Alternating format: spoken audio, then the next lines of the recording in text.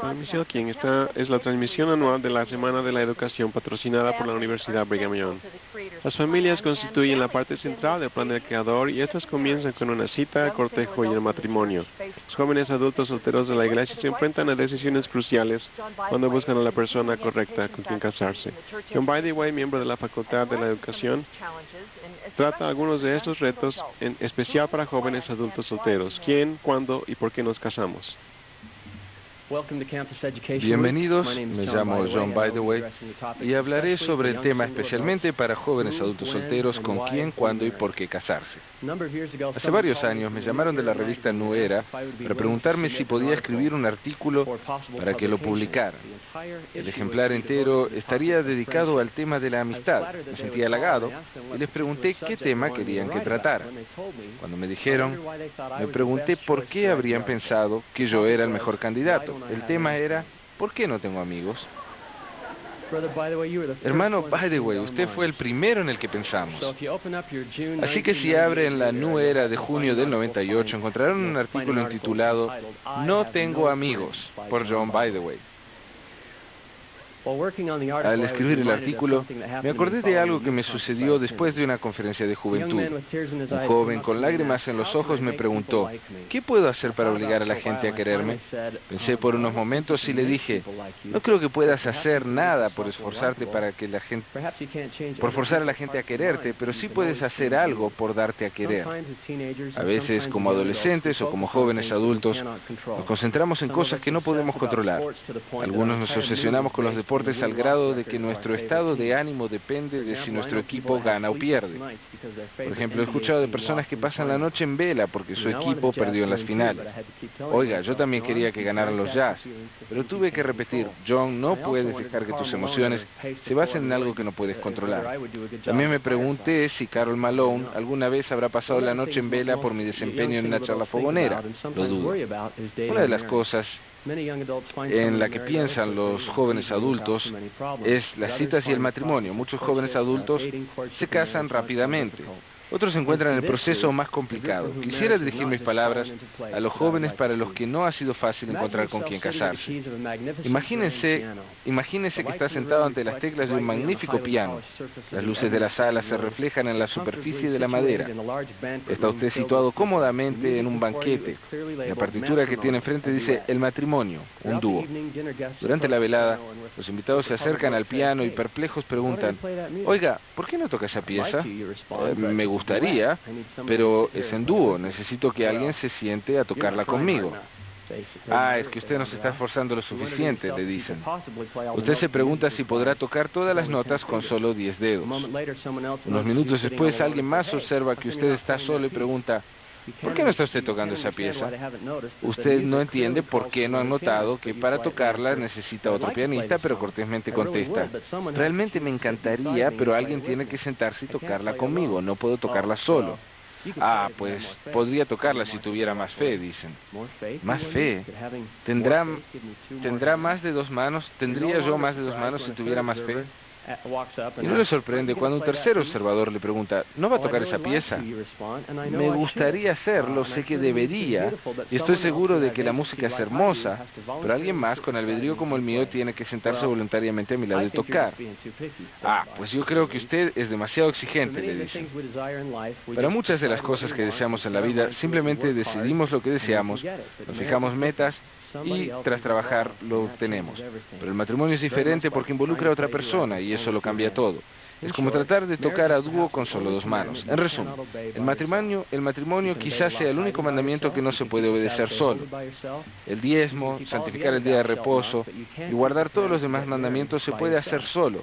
Pero no se puede casarse solo. Bueno, hay otro mandamiento que también requiere otra persona, que es el de multiplicarse y henchir la tierra, pero para ese también hay que casarse primero.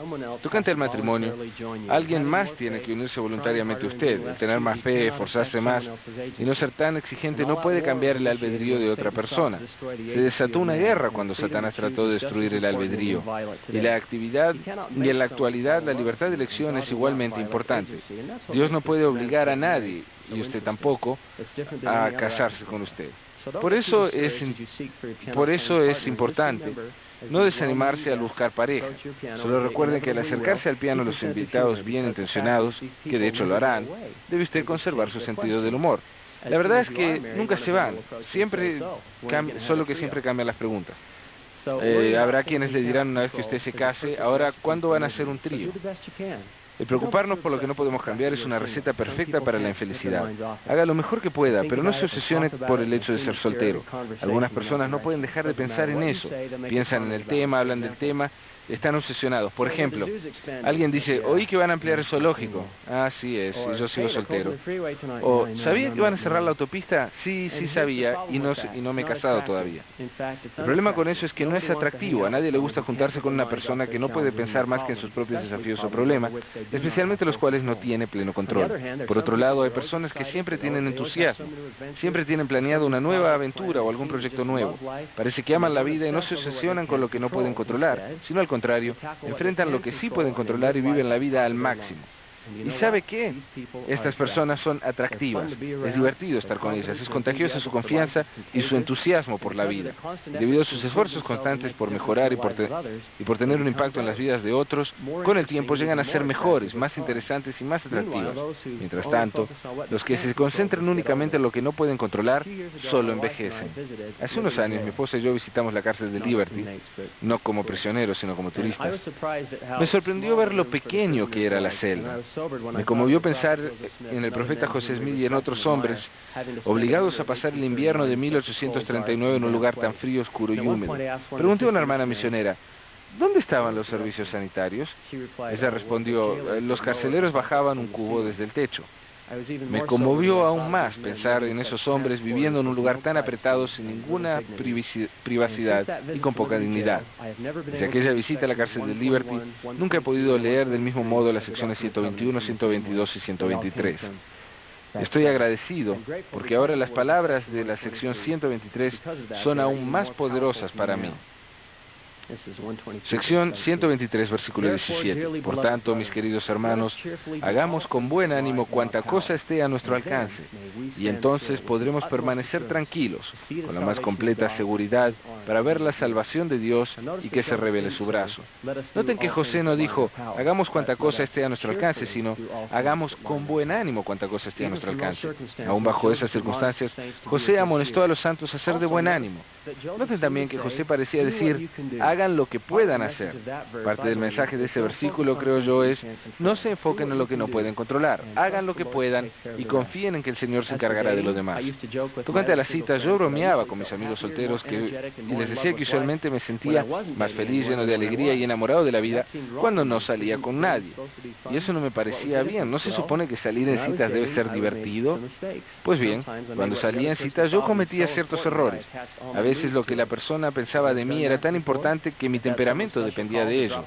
Si una persona especial llama o pasa a visitarlo y le entrega un recadito, usted está en las nubes, se siente feliz. Si la persona no llama, si no saluda, si no sonríe como usted espera, usted se deprime y preocupa, pierde el apetito, apaga la radio y se imagina una multitud de explicaciones horribles sobre lo ocurrido. Nos concentramos en algo que no podemos controlar. Y eso es peligroso, porque cuando usamos las reacciones de otra persona hacia nosotros como la única vara para medir nuestra estima propia, nos subimos a un eterno sub y baja. Entonces, ¿qué hacemos? Tratamos, y recalco la palabra tratar porque es más fácil decirlo que hacerlo, de concentrarnos en lo que sí podemos controlar y ejercemos la fe respecto a lo demás. Ahora quiero hablar de buscar puntos ciegos. ¿Alguna vez ha tratado de cambiar de carril en la autopista y le sorprende la bocina de otro vehículo?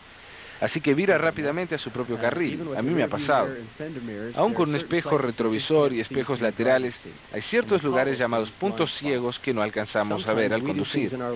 A veces hacemos cosas en la vida que nos impiden lograr lo que deseamos y ni siquiera lo sabemos. Pueden ser hábitos personales, rarezas o percepciones erradas. He escuchado mencionar los puntos ciegos personales.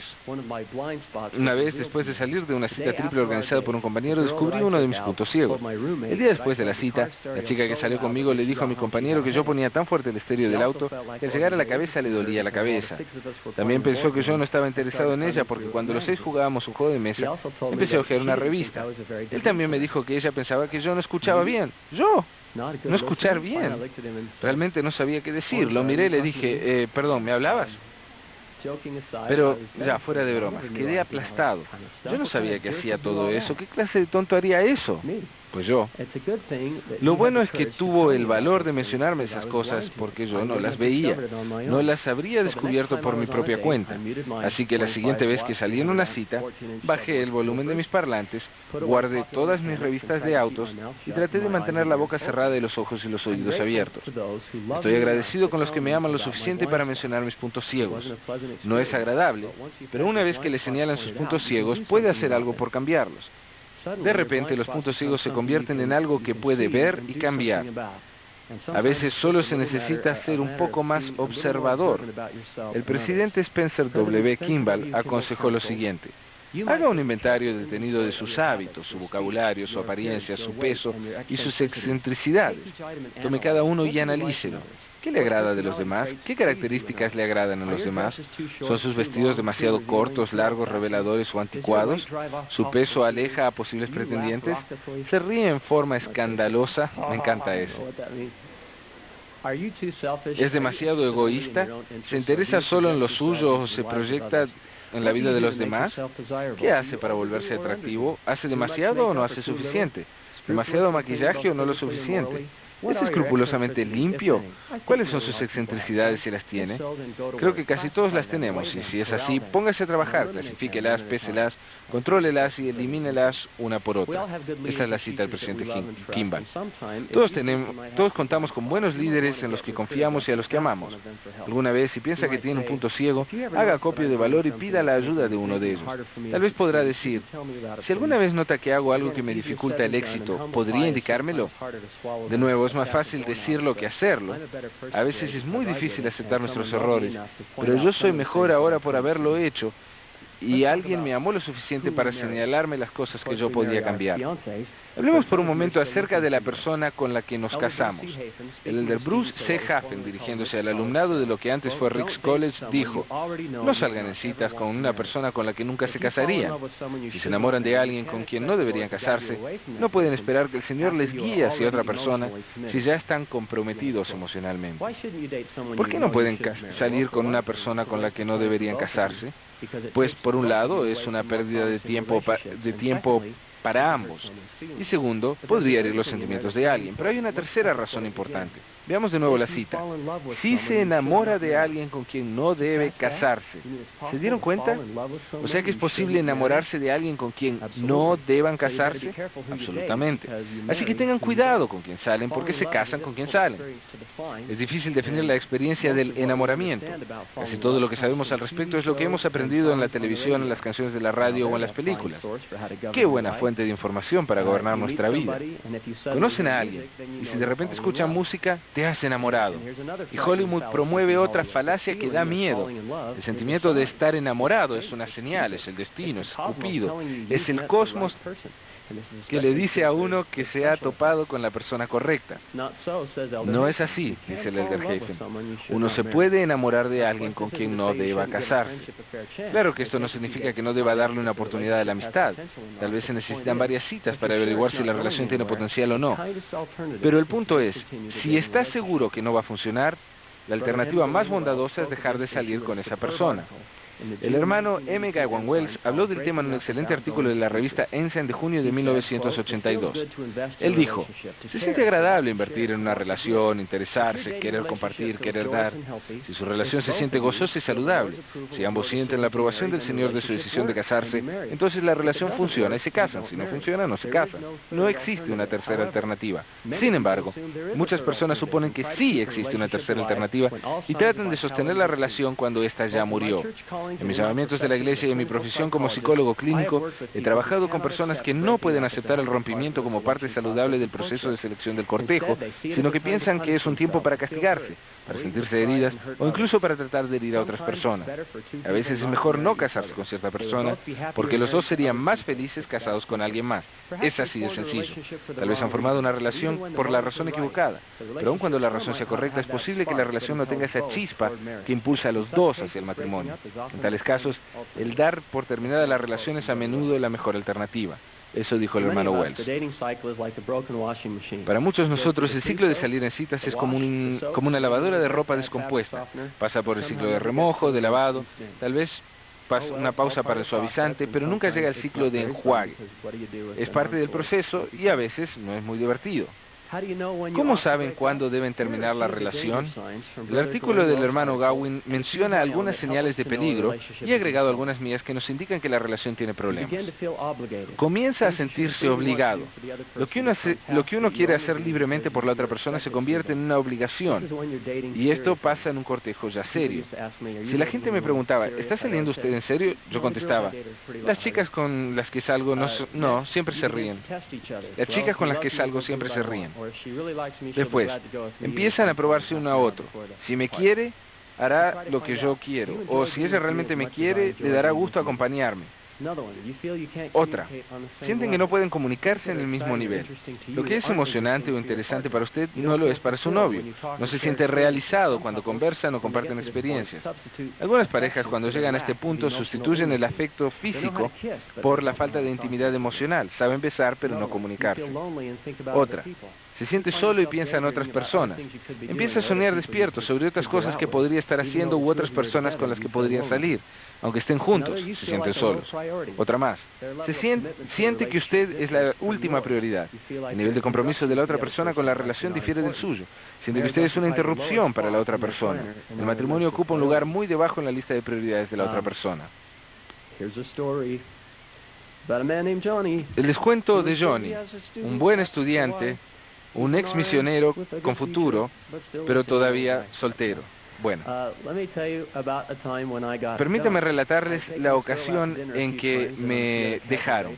Había sacado a una chica a cenar varias veces y a otras citas informales y pensé que tal vez pudiera desarrollarse algo positivo.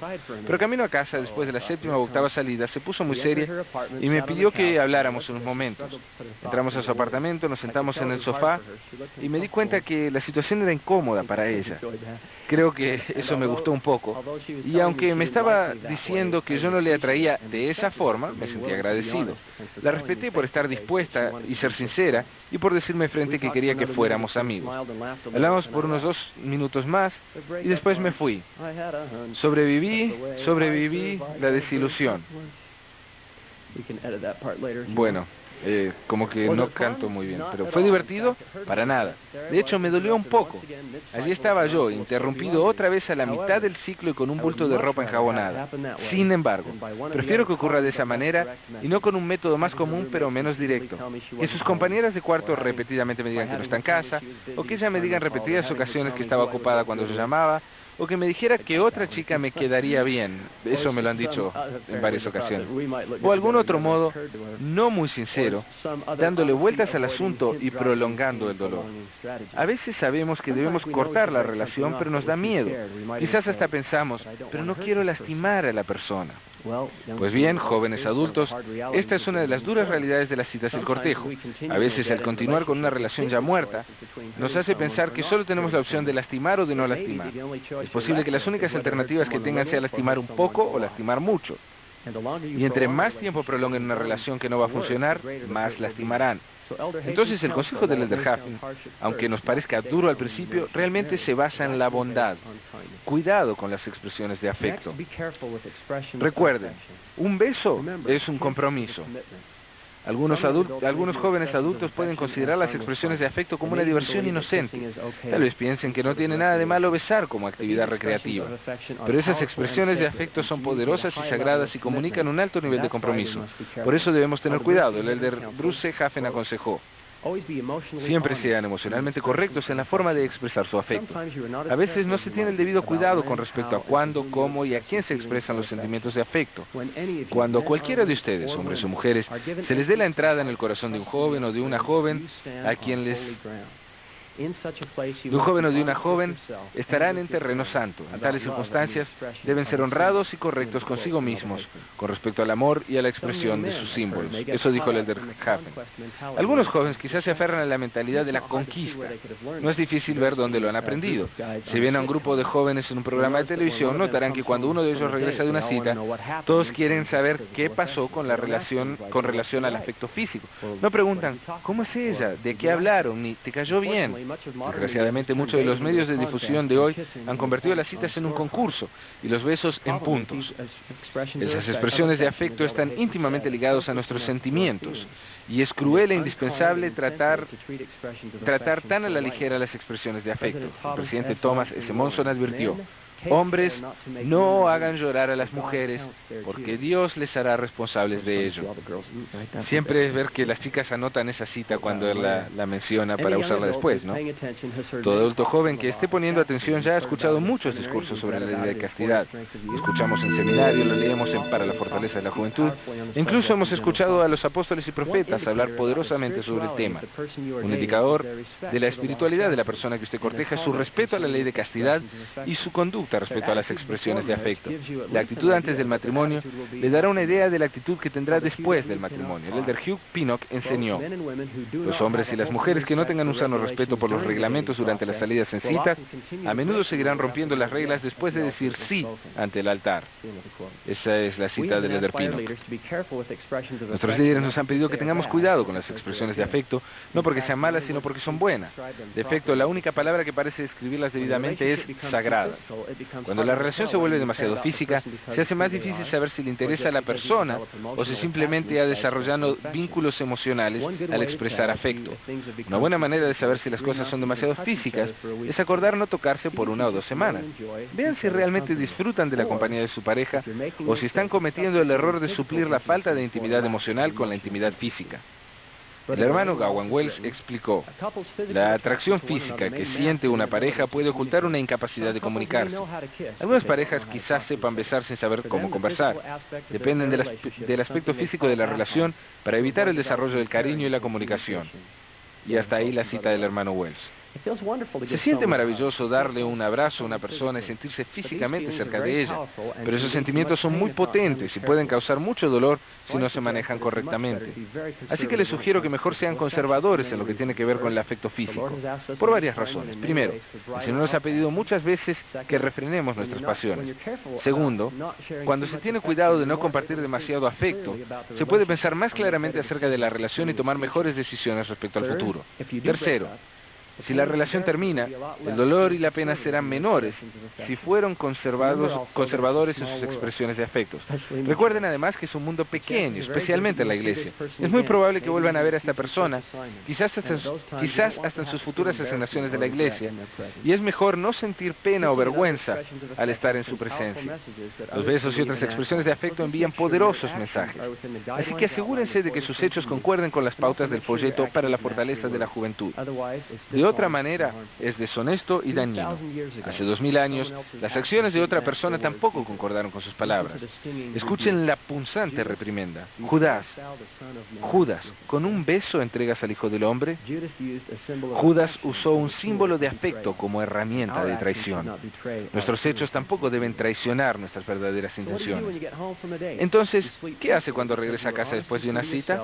Duerme tranquilo porque fue honesto y leal a sí mismo y a su compañera. Entonces puede despertar a la mañana siguiente y ver su propio reflejo con una conciencia limpia.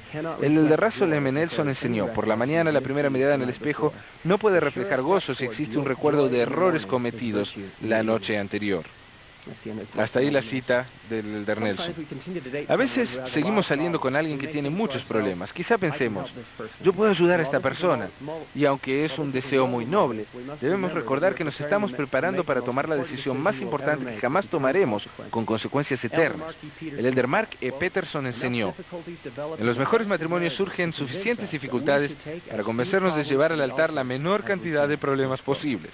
Y hasta ahí va la cita. La verdad es que al terminar la ceremonia, salen de la sala de sellamiento las mismas personas que entraron en ella. Si alguien tenía ciertos problemas durante el compromiso, lo más probable es que los tengan después también. El de Hugh Pinnock enseñó: entiendan que les conviene casarse con la persona que tenga las características innatas que ustedes deseen, porque el matrimonio no es el lugar para cambiar a la otra persona ni ajustarla al molde que ustedes deseen. Debido a la importancia de la decisión de casarse, todo adulto joven debe estar esforzándose por vivir el Evangelio, por guardar sus convenios y así ser digno de la compañía constante del Espíritu. El elder Bruce C. Hafen también aconsejó: en general, recuerden que para buscar a una compañera o un compañero eterno, así como para edificar la amistad La amistad que los conduzca a este fin necesitan la guía del Espíritu Santo. La clave para obtener guía espiritual no yace en la duración del tiempo que se ora, ni en la forma que se sigue para orar, ni en lo que se dice. La clave para recibir guía espiritual se encuentra en una sola cualidad, la de ser moralmente dignos. Y hasta ahí la cita. Ya sea que nos casemos o no en esta vida, el guardar los convenios es la mejor forma de asegurar una vida de paz, felicidad y gozo. Algunos jóvenes adultos se hacen la pregunta, ¿por qué recibimos respuestas diferentes al orar? He aquí otro dilema que se deriva del deseo recto de seguir al Espíritu. Quizá una pareja que tiene muchos problemas esté confundida porque pensaron haber recibido una respuesta a la oración respecto a su relación. Yo aprecio esta explicación del hermano Gawain Wells. Algunas parejas pueden argumentar que recibieron una confirmación espiritual acerca de su relación, entonces, ¿por qué no funcionó? Claro que es posible que ustedes querían tanto que funcionara que malinterpretaron los sentimientos espirituales y en esencia pusieron palabras en la boca de Dios. Quiero decir algo. A veces nosotros ponemos palabras en la boca de Dios en el sentido de que estamos entusiasmados. Pero sigamos con la cita. Pero existe otra posibilidad. Las personas cambian. Aunque la relación de salir en citas era correcta, en cierto modo, ya no lo es. La confirmación espiritual puede haber sido una confirmación de la capacidad, del potencial de la relación, pero no garantizaba el fruto final. Hasta ahí la cita. Y aquí otro dilema. Tal vez uno de los dos pensó haber recibido una respuesta positiva y la otra una negativa.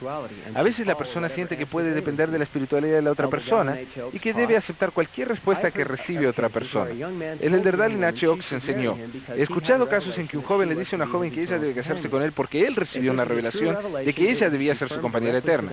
Si es una revelación verdadera, se le confirmará directamente a la mujer. Mientras tanto, ella no tiene ninguna obligación de aceptarla. El hombre puede recibir revelación para guiar sus propios hechos, pero no puede debidamente recibir revelación para dirigirla a ella. Ella está fuera de la mayordomía de él. Y hasta ahí la cita. El hermano Gerald N. Lund, discursando en una charla fogonera para jóvenes adultos del sistema educativo, hizo una declaración similar. Cuando yo enseñaba en los institutos de religión del sur de California, casi no pasaba un solo semestre sin que tuviera una experiencia como la siguiente. Uno de mis alumnos acudía a mí, generalmente una muchacha, y me decía que el joven con el que estaba saliendo había recibido una revelación que debían casarse. No pediré que levanten la mano para indicarme cuántos de los presentes han enfrentado una declaración similar, pero sé por experiencia propia que serían varios de ustedes. Lo interesante para mí fue que a menudo la joven se sentía cohibida por esa declaración y sentía que debía aceptar la voluntad del Señor, aunque no le agradara para nada la idea. En algunos casos era totalmente desagradable. Algunas de ellas quedaban muy sorprendidas cuando yo les decía que si no recibían una confirmación independiente del Señor, no debían sentirse presionadas a aceptar la solicitud del joven. Una joven tal vez piense, si él recibió una respuesta, como él tiene el sacerdocio, supongo que es la voluntad del Señor, y yo quiero hacer la voluntad del Señor. Una de las historias que más me ha hecho reflexionar sobre el tema la relató el elder Bruce Happen. Dice así, hace algunos años una pareja que planeaba casarse en el templo vino a mi oficina aquí en BYU. Yo estaba en la presidencia de una estaca estudiantil para sus entrevistas para la recomendación. Al concluir mi entrevista privada con la joven le pregunté si tenía alguna pregunta. Ella me dijo, sí, tengo una pregunta. ¿Está bien que me case con una persona que no amo?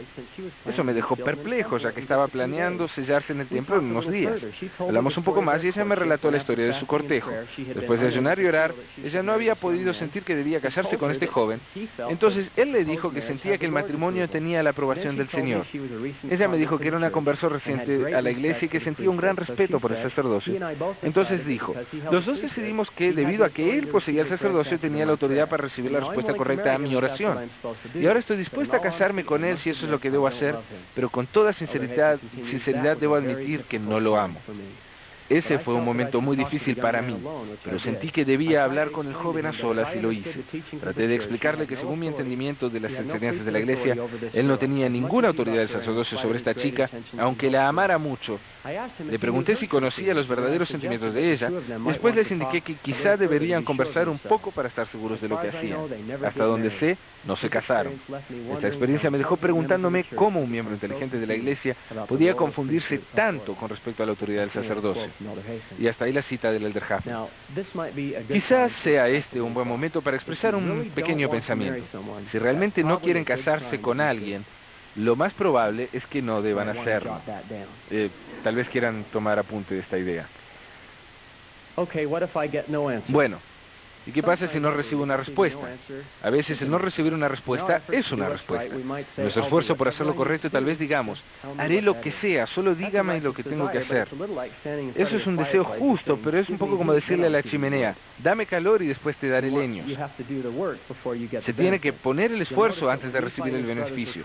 Notará que cuando Nefi y sus hermanos trataban de obtener las planchas de Labán, fracasaron los primeros 2 intentos. Al intentar el tercer intento, Nefi no dijo, Señor, no voy a hacer nada hasta que me digas exactamente qué hacer, sino dijo, e iba guiado por el Espíritu sin saber de antemano lo que tendría que hacer.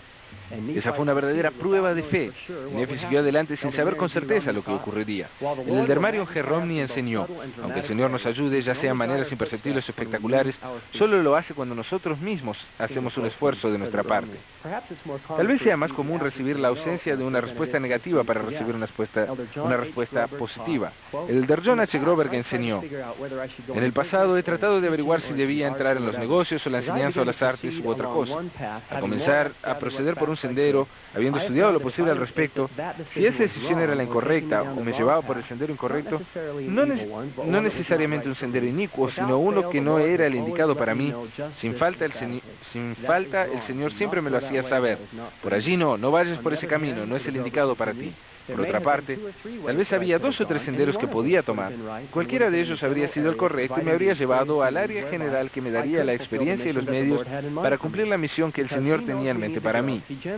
Como Él sabe que necesitamos crecer, usualmente no señala una puerta y dice, abra esa puerta y avance 10 yardas en esa dirección, después gire a la derecha y avance 2 millas. Pero si tomamos el sendero equivocado, Él nos lo hará saber y lo sentiremos con certeza. Estoy seguro de ello.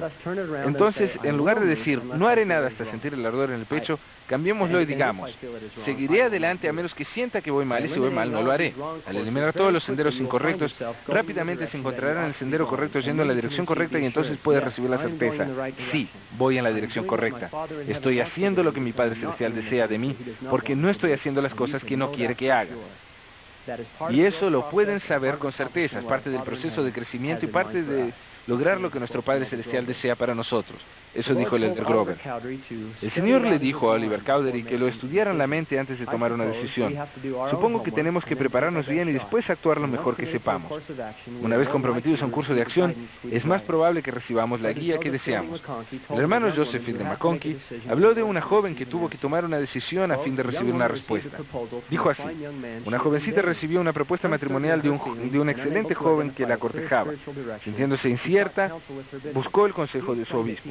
Él le explicó que no podía tomar esa decisión por ella ni lo intentaría, pero le indicó que si ella se comprometía a cierta acción, casi inmediatamente sentiría la confirmación o tendría sentimientos de aprensión. Ella fue y dijo al joven que se casaría con él. Con ese compromiso sintió como si la hubieran sumergido en un mar de oscuridad. El compromiso duró 24 horas. Después ella indicó que no podía concebir una respuesta más dramática ni enfática a sus oraciones y que estaba sumamente agradecida por ella a pesar de la pena momentánea relacionada con la misma. Y hasta ahí la cita del hermano McConkie.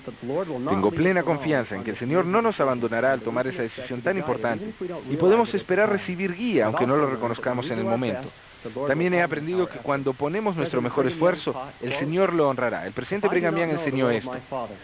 Si no conozco la voluntad de mi Padre y lo que Él requiere de mí en cierta situación, si le pido que me dé sabiduría en cuanto a cualquier exigencia en la vida, o con respecto a mi curso, o el de mis amigos, mi familia, mis hijos, o aquellos sobre quienes presido, y Él no me contesta, y entonces yo hago lo que la razón me aconseja, el Señor está obligado a aceptar y a honrar tal acción, y lo hará en todo sentido. Algunos jóvenes adultos se han preguntado si en la existencia premortal hicimos acuerdos de casarnos con cierta persona. Algunas personas están buscando ahora mismo a esa persona con la que deben casarse. La sección de preguntas y respuestas de la revista Liaona de junio del 78 dice, en 1971 la primera presidencia declaró que no contamos con la palabra revelada en referencia a si en el estado preterrenal elegimos a nuestros padres o cónyuges. El presidente Joseph Fielding Smith escribió, tal vez en ciertos casos sea verdadero, pero se necesita una gran imaginación el pensar que así fuera en toda o en la mayoría de los casos. En realidad, lo más prudente para todos es edificar una relación por sus propios méritos antes que basarla en un contrato preterrenal. Y hasta ahí la cita. Sugiero que los que tengan acceso a la revista lean el artículo completo. Repito, es la revista Liaona de junio de 1978 en la sección Preguntas y Respuestas. El presidente Boyd K. Packer también enseñó que debemos hacer nuestra elección aquí y ahora. Dijo, el amor recto viene en forma tan natural y hermosa que es aparente que tiene algo de providencia. Era el uno para el otro, decíamos. Aunque estoy seguro que algunas parejas reciben cierta guía espiritual, yo no creo en el amor predestinado. Si desean recibir la inspiración del Señor a tomar esta decisión vital, deben vivir las normas de la Iglesia y orar constantemente pidiendo sabiduría para reconocer las cualidades en las que puedan basar una unión de éxito. Ustedes deben elegir en buscar esa persona única que alguien más escogió para ustedes y que les está esperando. Ustedes son los que deben elegir. Así dijo el presidente Packer. También quisiera sugerir que busque y lea un artículo de la revista Liaona de mayo de 1978 por el elder Bruce R. McConkie intitulado Albedrío o Inspiración, en el que escribió: ¿cómo eliges una esposa? Se escucha a muchos en BYU y en otras partes decir: tengo que tener un sentimiento de inspiración, algún tipo de revelación, tengo que orar, ayunar y que el Señor me manifieste con quién debo casarme. Bien, tal vez les sorprenda esto, pero nunca en mi vida le pregunté al Señor con quién tenía que casarme. Ni siquiera se me ocurrió. Encontré a la señorita que quería, me gustó, evalué y sopesé la proposición y me pareció excelente. Claro que si lo hubiera hecho perfectamente, habría consultado con el Señor, cosa que no hice. Lo que hice fue orar al Señor y le pedí cierta guía y dirección en conexión con la decisión que había tomado. Hasta ahí la cita del elder McConkie. Para algunos adultos solteros el matrimonio parece ocurrir rápidamente y sin mucho esfuerzo. Otros, incluyéndome a mí, batallamos un poco más. A menudo nos preguntamos si existe el enamoramiento o si es todo un invento de Hollywood. Estoy agradecido de contar con otras fuentes, aparte de la cultura popular, para ayudarnos a contestar la pregunta: ¿qué es el enamoramiento? En las películas ocurre cuando comienza la música, pero, ¿y en la vida real? El presidente David O. McKay describió una conversación que tuvo con su mamá. Mi madre me dijo una vez que si conocía a una chica en cuya presencia sintiera el deseo de superarme y que me inspirara a hacer lo mejor de mi parte y a explorar mi potencial, esa jovencita era digna de mi amor y capaz de despertarlo en mi corazón. Les presento eso como guía certera. Así dijo el presidente McKay. El presidente Ezra Taft Benson hizo una asombrosa declaración parecida. Y una buena forma de determinar si la joven es la mejor para ustedes es analizar si cuando están con ella tienen los pensamientos más nobles, aspiran a alcanzar las cosas más bellas y quieren ser mejores de lo que son. Eso dijo el presidente Benson. Si unimos estas dos afirmaciones, obtenemos una lista de 6 cosas que pueden ayudarnos a describir el tipo de sentimiento que buscamos. Estas son: sentir el deseo de superación, sentirse inspirado a hacer lo mejor de su parte, sentirse inspirado a explorar su potencial, tener los pensamientos más nobles, aspirar a alcanzar las cosas más bellas, querer ser mejor de lo que es. Yo quisiera sugerir que esas 6 cosas pueden reducirse a 2. Al vivir el proceso del cortejo, a menudo meditarán la pregunta: ¿por qué amo a esta persona? Espero que en la lista de personas tenga estas 2. Mi prometido es una persona a la que respeto y mi prometido es una persona a la que admiro. Mucho después de marchitarse la juventud y la belleza, esas 2 cualidades perdurarán. Son la razón misma del verdadero amor. Una persona a la que respeta y admira sin duda creará una respuesta similar en otras personas. Y hablando por experiencia propia, no hay mayor emoción que descubrir que su familia y amigos, a los que usted admira y respeta, también sienten respeto y admiración por su prometido. Las películas, revistas y cultura popular aparecen enseñar que la belleza física es lo más importante, pero en realidad no es tan importante. Eso no quiere decir que hay que salir y buscar a la persona más fea posible. Ciertamente debe sentirse atraído a su cónyuge. En la lista de las cualidades para buscar en un futuro cónyuge, el presidente Ezra Taft Benson puso la belleza. Dirigiéndose a los hombres solteros de la iglesia, dijo: hermanos, les digo que no esperen la perfección en la esposa que elijan. No sean demasiado exigentes y fíjense más en las cualidades que son realmente importantes, como que ella tenga un fuerte testimonio, que viva los principios del evangelio, que quiera dedicarse a su hogar, que quiera ser una madre de Sion, que apoye el sacerdocio. Por supuesto que también debe ser atractiva para ustedes. Pero no salgan con una joven y con otra solo por el placer de salir. Y hasta ahí la cita. Sí, el sentirse atraído por la persona con la que se casarán es muy importante, pero también hallarán que la apariencia de la persona cambia al conocerla mejor. Todos hemos conocido a personas muy atractivas que han perdido su atractivo cuando los conocemos más a fondo. También hemos conocido a personas no muy atractivas que al revelar su bondad se vuelven más atractivas.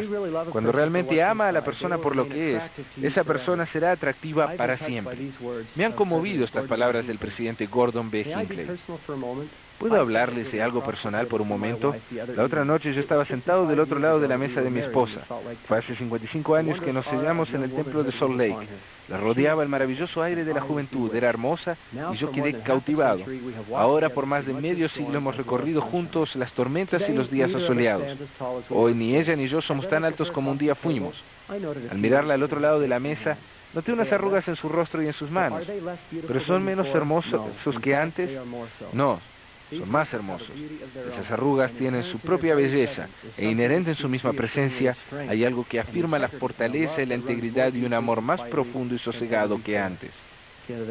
Hasta ahí la cita del presidente Hinckley. Yo creo que el atractivo de la persona está más relacionado con su personalidad que con su apariencia. Fíjense en mí. Aquí estoy en televisión, pero tengo la cara perfecta para la radio.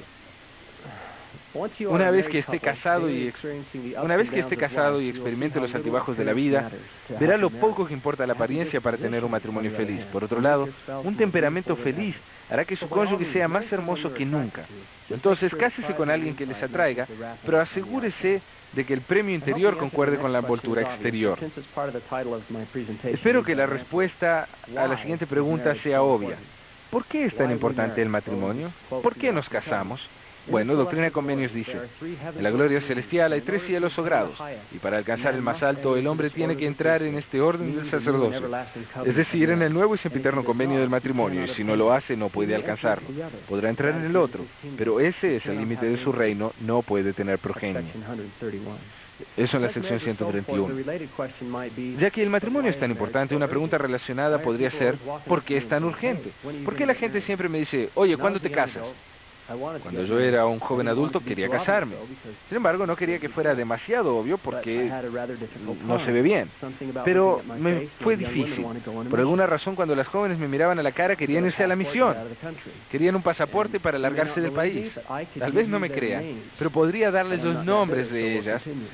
Pero como no estoy amargado, seguiremos. Yo sabía por qué era importante el matrimonio, pero también sabía que era urgente.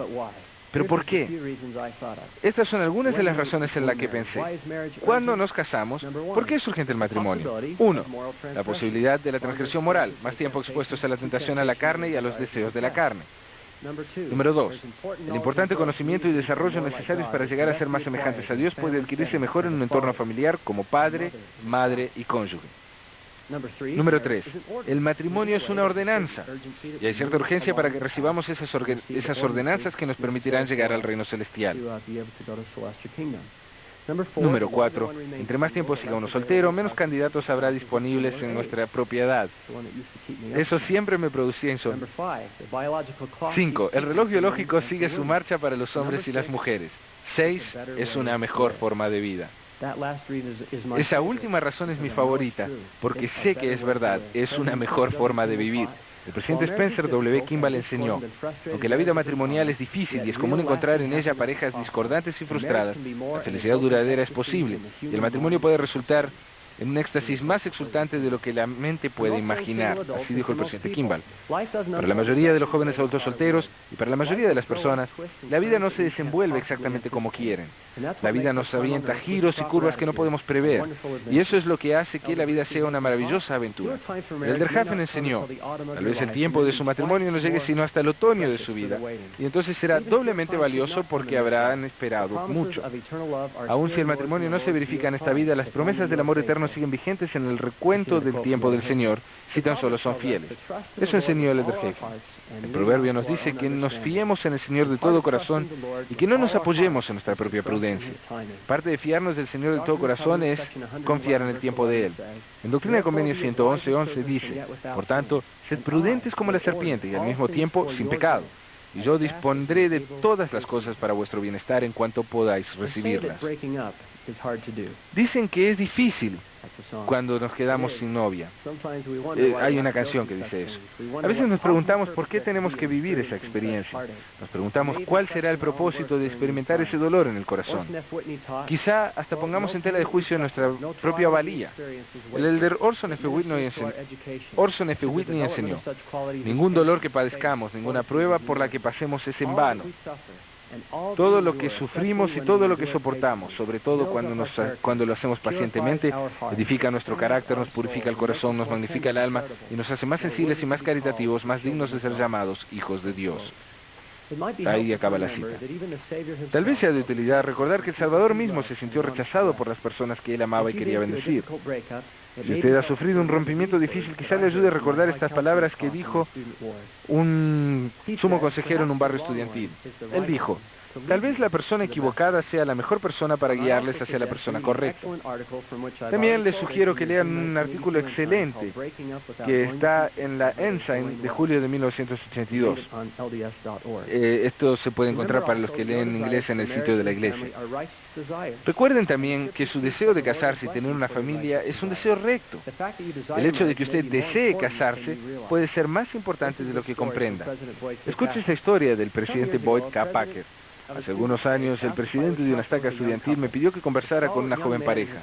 Recientemente se les había informado categóricamente que nunca tendrían hijos propios. Estaban desconsolados y entre lágrimas expresaron su desilusión. Lo que más querían en la vida, lo que más les habían enseñado y lo que sabían que era una obligación y un privilegio sin precio, ahora se les negaba. ¿Por qué? ¿Por qué? Yo los consolé lo mejor que pude. Les ofrecí un consuelo que realmente no era suficiente para mitigar su dolor. Al salir ellos de la oficina, les volví a llamar y les dije: ustedes son una pareja muy afortunada y bendecida. Quedaron atónitos y el joven me preguntó por qué yo decía eso. ¿No entendía yo lo que me acababan de decir? ¿Por qué decía que eran afortunados y bendecidos cuando se les negaba lo que más querían, hijos propios? Les contesté: porque los quieren. En la perspectiva eterna, eso será de valor inestimable y eterno. El Señor ha dicho que Él juzgará a todos los hombres según sus obras, según el deseo de sus corazones. Y hasta ahí lo que dijo el presidente Packer. Queda claro que el Señor reconoce los deseos justos. Mientras tanto, haga lo mejor que pueda para ser feliz y disfrute la vida al máximo. El elder Marvin J. Ashton, en un discurso en una charla fogonera para miembros solteros, dijo: jamás he visto un matrimonio que por sí solo haga feliz a una persona infeliz. La persona casada que realmente es feliz casi siempre es la que lo fue o que pudo haber sido como soltera. Y hasta ahí la cita. El Señor no dijo: existen los hombres y las mujeres para que tengan gozo a menos que sean solteros. Yo creo que el Señor espera que hagamos algo de nuestra vida, que nos sirvamos y nos bendigamos en este mundo, estemos casados o no. El quedarse sentados esperando un compañero y sintiendo desdicha no es estrategia para la felicidad. El elder John K. Carmack, dirigiéndose a los solteros mayores, dijo: aunque el matrimonio en el templo de la vida familiar deben ser su meta, yo tendría cuidado de no convertirla en un enfoque central. Es más probable que se logre el matrimonio en forma natural, al vivir plenamente la vida, que mediante una campaña directa dedicada a alcanzar esa meta de largo alcance. El presidente Gordon B. Hinckley, en la última estrofa de un poema que escribió para los adultos jóvenes, dijo: ¿qué haría yo en el caso de ustedes si el cortejo y el matrimonio no dieran resultado? Me inquietaría, pero diría: no hay tiempo para sufrir, manos a la obra, busca algo importante que hacer. La vida es maravillosa y hay tantas cosas importantes que puede hacer para bendecir la vida de otros y hacer del mundo un lugar mejor. Así que repito lo del presidente Hinckley: manos a la obra, a buscar algo importante que hacer y vivir plenamente la vida. Nephi dijo: iré y haré, no dijo: me sentaré y esperaré. El presidente Hinckley continuó: hay personas que, por razones inexplicables, no tienen la oportunidad del matrimonio. Quisiera decirles una o dos cosas. No malgasten el tiempo ni la vida vagando por el desierto de la autocompasión. Dios les ha dado talentos de uno u otro tipo. Les ha dado la capacidad de servir las necesidades de los demás y de bendecirles con su bondad e interés. Sirvan a alguno. Aumenten su conocimiento, refinen su mente y sus habilidades en el campo que elijan. Jamás en la historia del mundo han tenido las mujeres tantas oportunidades en las profesiones, en los negocios, en la educación y en todas las vocaciones honorables de la vida. No sientan que por ser solteras, Dios les ha abandonado. Repito la promesa de Él que cité antes. Sé humilde y el Señor tu Dios te llevará de la mano y dará respuesta a tus oraciones. El mundo las necesita, la iglesia las necesita. Hay muchas personas y causas que necesitan su fortaleza, sabiduría y talentos. Para terminar, una lección adicional de la cárcel de Liberty. El presidente José Smith enseñó: hermanos, sabéis que un barco muy grande se beneficia mucho en una tempestad con un timón pequeño que lo acomoda al vaivén del viento y de las olas. Este versículo es sumamente aplicable a los jóvenes solteros. A veces tal vez piensen que están en un barco tratando de navegar en un mar rugiente. El viento y las olas azotan. Cuando era más chico se le indicó el curso a seguir. Era diácono, maestro, presbítero, misionero. Las señoritas fueron abejitas, damitas, laureles, y luego hay muchos caminos que seguir. Y uno se pregunta si sobrevivirá a la tormenta. ¿Qué le mantiene a salvo? La respuesta es un timón muy pequeño.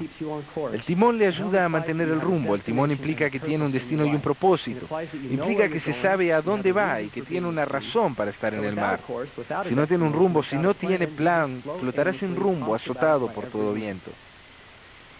Pero como santo de los últimos días, usted sabe quién es, por qué está aquí y a dónde va.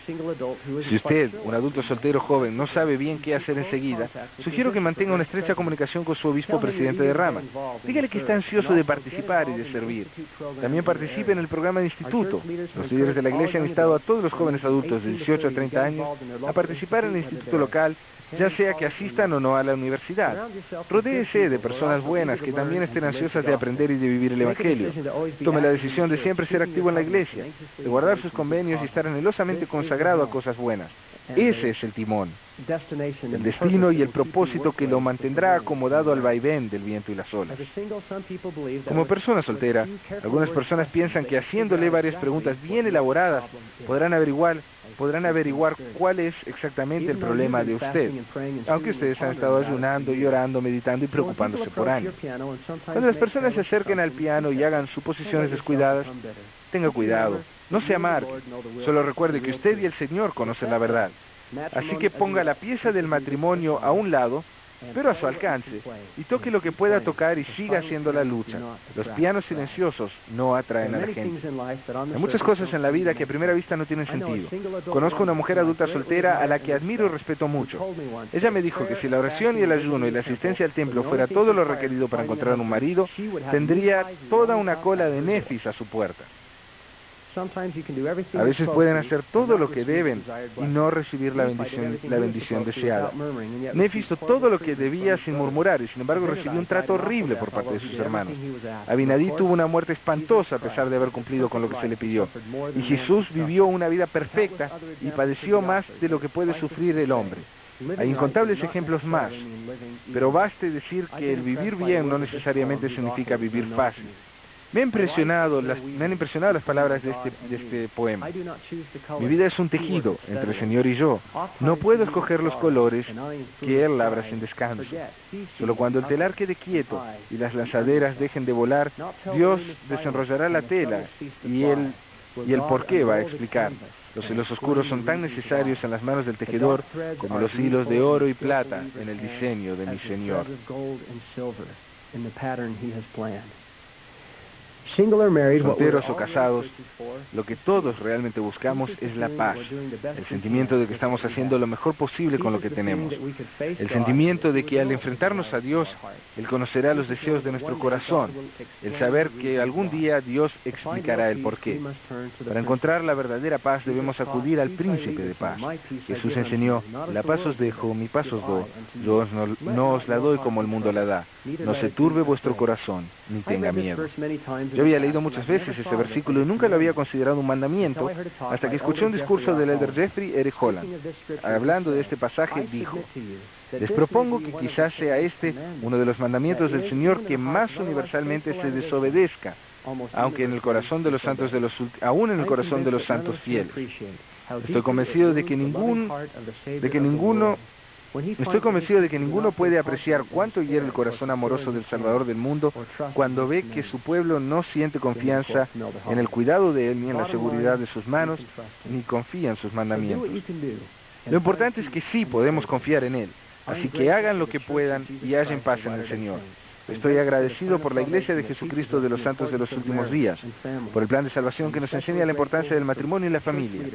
En particular, estoy agradecido por líderes de la Iglesia, a muchos de los cuales he citado hoy, que dan consejo y dirección tan excelentes. Ruego que el Señor le bendiga al avanzar fielmente en su vida, en nombre de Jesucristo. Amén.